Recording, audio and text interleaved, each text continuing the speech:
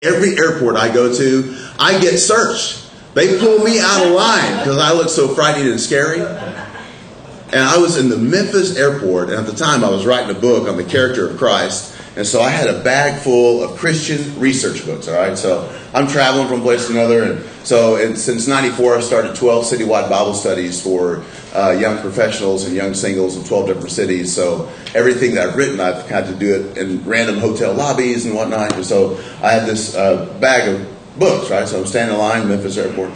And the security people, the TSA, which if you don't know, TSA stands for Thousands Standing Around. And because they don't do anything. And so they said, we think we see something suspicious in your bag. And so I hand it over, right? They take my bag. They unzip Bible number 1. You know, they take out Bible number 2. Chuck Swindoll, Charles Stanley. I'm like, you get anything off that at all? Right? I mean, it's all Christian books. It's a bag full of Christian books. They unload my bag. At the bottom of my bag, I have a bunch of felt tip markers to color code my Bible. And they pull these pins out and they say, we think these might be weapons. And I said, what do you think I'm going to do? Get on the plane and highlight everybody their markers? The security lady with the rubber gloves, right, on both hands, scoops the pins up and carries them to the x-ray machine like they're kryptonite. Like, you know, right? And I'm watching this and I'm late for my flight. I'm trying not to flip out, but I couldn't help it. And I said to her, hey, you need to be careful. That one in the middle is a Sharpie.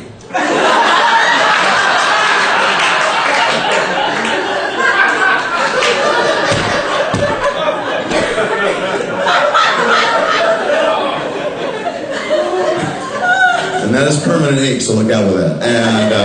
And they did not think that was as funny as you did. Anyway. So I've always had this drama of getting places, and so my sensitivity to all this type of stuff. Because you think, man, these people are just, do they not have a skill set for noticing the obvious, right? Are they just clueless? And so I've been on the road already for a week, and so I flew from Houston to, I flew from Oklahoma City to Houston on United.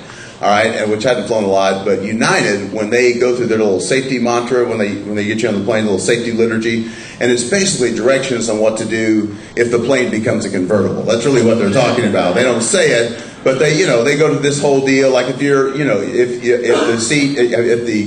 the airplane, descends, then your seat cushion can be used as a flotation device. And let me just say, if I'm on a plane that's being hurled at the ground 600 miles an hour, my seat cushion is going to be used as a toilet. And somebody else can fall after I'm done with it, really. I'm like, I don't want it. Do you want it? And, right? And so when I got off the flight, though, in their little seat pocket, they have directions. They have all this stuff written out, right? So they have a card. And so I was reading this card, and you're not supposed to steal it from the plane, so I had to make a copy of it for me. I brought it to you just to show you that we live in a world of people that are not fully aware of what's going on. And here it is. This is a United safety card, right? It looks like a page out of Scripture. Look at that, right? See all the verses right there on the left, on the right-hand side, and it has directions, all written in 7 different languages, which is proof that cluelessness has gone global, all right? So there's a lot of people around the world that don't get it, right? So I'm just going to read you what it says in English, all right? Printed on the card in English. If you are sitting in an exit row and you cannot read this card,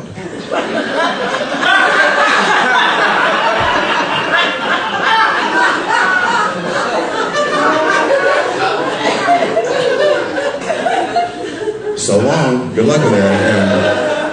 So I find stuff like that from time to time. Here's another little evidence that we live in a world of people that really don't get it. This is an actual letter. This is proof that people that are clueless hold day jobs. This is an actual letter from the Department of Social Services in Greenville, South Carolina. Anybody from Greenville?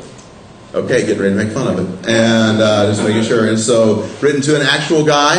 All right, I'm just going to read it to you. It says, Dear Al Palanza, your food stamps will be stopped effective March 2010 because we received notice that you passed away.